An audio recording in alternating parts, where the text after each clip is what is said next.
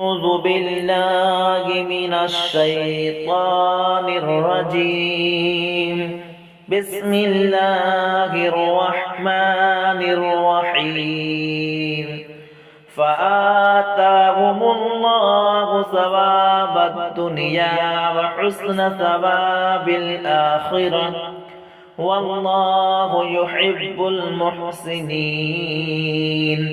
يا أيها الذين آمنوا إن تطيعوا الذين كفروا يردوكم على أعقابكم فتنقلبوا خاسرين. بل الله مولاكم وهو خير الناصرين. سنلقي في قلوب الذين كفروا الرعب بما أشركوا بالله ما لم ينزل به سلطانا ومأواهم النار وبئس مثوى الظالمين.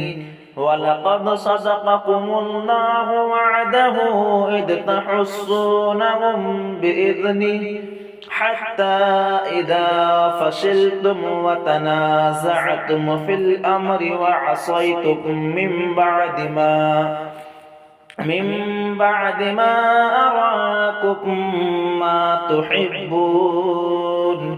منكم من يريد الدنيا ومنكم من يريد الآخرة ثم صرفكم عنهم ليبتليكم ولقد عفا عنكم والله ذو فضل على المؤمنين. إذ تصعدون ولا تلوون على أحد والرسول يدعوكم في أخرى فأثابكم غما بغم لكي لا تحزنوا على ما فاتكم ولا ما أصابكم والله خبير بما تعملون.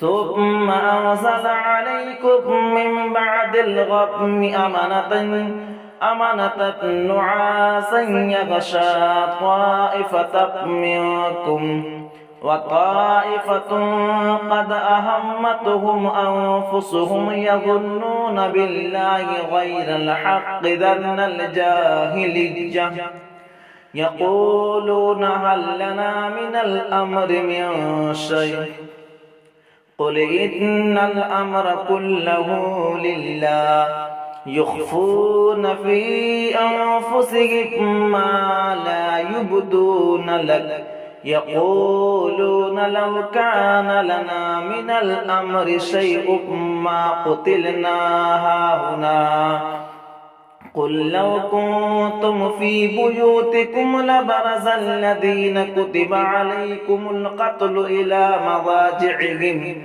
وليبتلي الله ما في صدوركم وليمحص ما في قلوبكم والله عليم بذات الصدور. إن الذين تولوا منكم يوم التقى الجمعان إنما استزلهم الشيطان ببعض ما كسبوا ولقد عفا الله عنهم إن الله غفور حليم. يا أيها الذين آمنوا لا تكونوا كالذين كفروا وقالوا لإخوانهم إذا ضربوا في الأرض أو كانوا غزا لو كانوا عندنا ماتوا وما قتلوا ليجعل الله ذلك حسرة في قلوبهم والله يحيي ويميت والله بما تعملون بصير.